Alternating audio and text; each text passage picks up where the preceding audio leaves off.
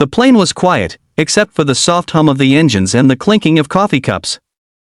Passengers scrolled through their phones, read magazines, or dozed off. In seat 3A, a man in a crisp gray suit stared blankly out the window. His name was David Reynolds, a billionaire CEO, a man known for his confidence, sharp mind, and success.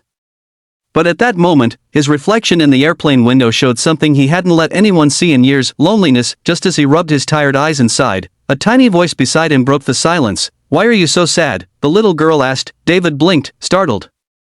No one had ever dared to ask him that, not his board members, not his assistants, not even his family. But this little girl, with messy braids and a half-eaten chocolate bar in her hand, just had, and that single question would change his life forever. Hey there, friends.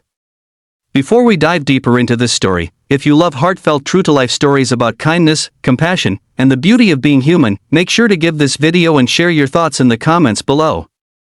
Your support helps us bring more inspiring stories like this to you every week. David Reynolds wasn't supposed to be sad. Not him, the man who built one of the largest tech companies in America from scratch.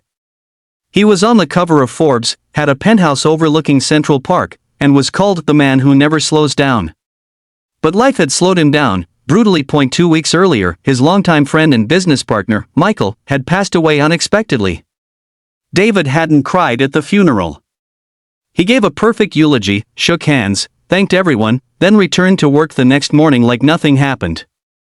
That was how he dealt with pain, by burying it under meetings, deadlines, and success. And now, flying from New York to San Francisco for yet another investor meeting, the silence finally caught up to him.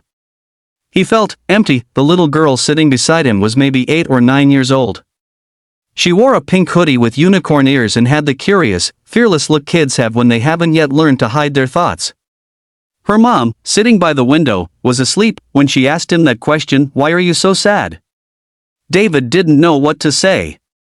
He let out a small laugh, the kind people use to hide discomfort. "I'm not sad," he replied. "Just tired." But the girl wasn't convinced. She tilted her head, studied him for a moment, and said softly, "My teacher says people who look out the window too long are thinking about something they miss." David felt something twist in his chest. He didn't answer. He didn't trust his voice to hold steady. The girl broke off a piece of her chocolate bar and handed it to him. "Here," she said. "Chocolate makes people less sad." He smiled, a real one, maybe the first in days.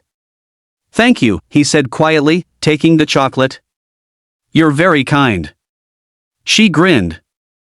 "That's what my mom says. She says kindness is like giving sunshine to people who forgot what warm feels like." David froze. Sunshine.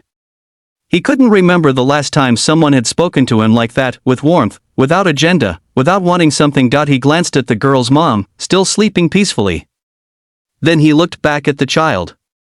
"You're a wise little lady," he said. "I read books," she said proudly. "And I watch people. Grown-ups forget to smile sometimes. I like reminding them." Her words hit him harder than he expected. The flight attendant came by, offering drinks. David ordered coffee, but when it arrived, he didn't touch it. He was still thinking about that word, kindness. He thought about Michael, the friend who always told him, "Don't let success make you forget to be human." He thought about his employees, how he hadn't taken time to know their names anymore.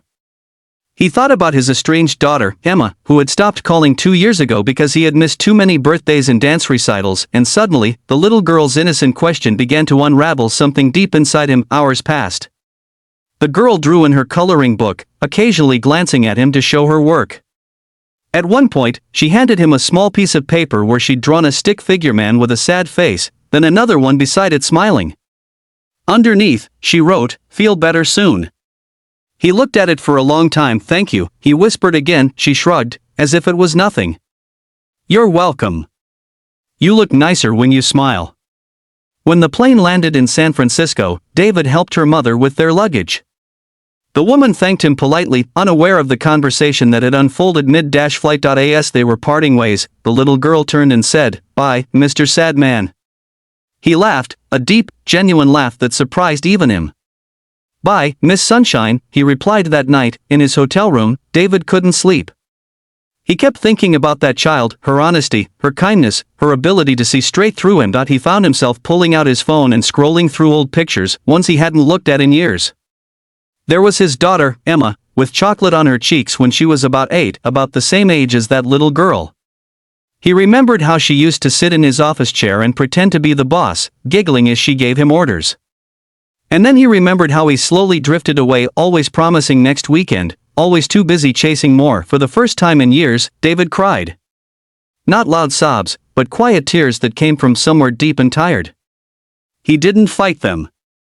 He let them fall. When morning came, something in him had shifted. He canceled his meetings. His assistant panicked, but he didn't care. Instead, he booked a ticket, not to another city, but back home. When he landed in Boston that evening, he took a cab to a small suburban house he hadn't visited in a long time. He stood at the door for a full minute before ringing the bell. Emma opened it. She froze, shocked. "Dad," she said softly. He nodded, his voice trembling. "Hi, sweetheart." They hadn't spoken properly in 2 years. She looked wary, uncertain. But before she could say anything else, he whispered, "I'm sorry. For all of it. I missed you."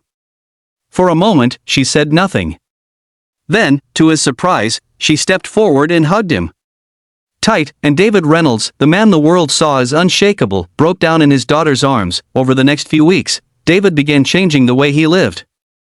He started showing up at the office not just as a CEO, but as a human being. He began greeting his employees by name. He listened more, smiled more. He launched a new company initiative focused on employee well-being, mental health support, flexible hours, family days. He even set up a charity foundation in Michael's name, dedicated to teaching children the value of kindness, and every so often, he'd look at the small drawing the little girl had given him, now framed on his desk. 2 stick figures, one sad, one smiling. Under it, the words, "Feel better soon." He never saw the girl again. He didn't even know her name. But her words, her simple, fearless kindness, had done what years of success never could. They had reminded him what it meant to feel human again. Sometimes, the smallest acts of kindness, a question, a smile, a piece of chocolate, can reach the places even wealth, power, or therapy can't. That little girl on a random flight didn't know who she was talking to. She didn't know she was healing a man who'd forgotten how to feel. But that's the beauty of kindness, it doesn't need to know who deserves it. It just gives, freely. We never really know what someone is carrying inside. The person beside you in a coffee shop, the stranger you pass on the street, even the ones who seem to have it all. Everyone has silent battles.